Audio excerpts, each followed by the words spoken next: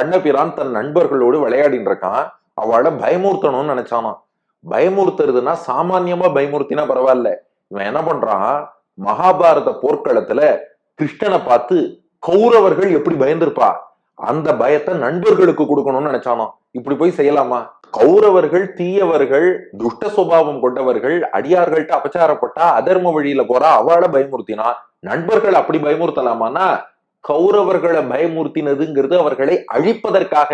இப்போ நண்பர்களை பயமுறுத்துறதுங்கிறது அவர்களோடு விளையாடணுங்கிறதுக்காக. சும்மா அப்படி பயமுறுத்தினா அதுக்காக இவளெல்லாம் அழிக்க போறான்னு அர்த்தம். அதுக்கப்புறம் சேர்ந்து ஆனந்தமாக அவர்களை கொஞ்சி விளையாடி உரையாடி உறவாடத்தானே போறான். இருந்தாலும் அந்த விளையாட்டுல அப்படி ஒரு பயமுறுத்துறதுங்கிறதும் ஒரு சுவை தானே.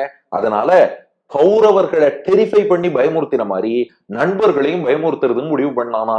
அது போல வந்து அப்பூச்சி காட்டுகின்றான். விளையாடின்னு இருக்க நண்பர்கள்லாம் இங்க பாருங்க, இதே மாதிரி இவர்களும் விளையாடும் போது ஒருத்த நல்ல தோல் வலிமை கொண்டவன், நான் சண்டை போடக்கூடியவன், அப்படி இப்படின்னு எல்லாம் நின்னானா. நீங்க என்னடா தோல் வலிமை, நீங்க என்னடா சண்டை போடுறது, நான் யார் பார் அப்படின்னு அளவலை வந்து அப்பூச்சி காட்டுகின்றான். எக்ஸ்ட்ரா 2 கை சங்கு சக்கரத்தை மேல தூக்கினான். அப்பூச்சின்னு காட்டி பயமுறுத்தினான். அம்மனே அப்பூச்சி காட்டுகின்றான். உடனே எல்லா குழந்தைகளும் பயந்துடுத்தான். அம்மனே அம்மனே என்று எல்லோரும் கதறும்படி அப்பூச்சி காட்டுகின்றான். அப்பூச்சி காட்டி பயமுறுத்துகிறான் கண்ணன்.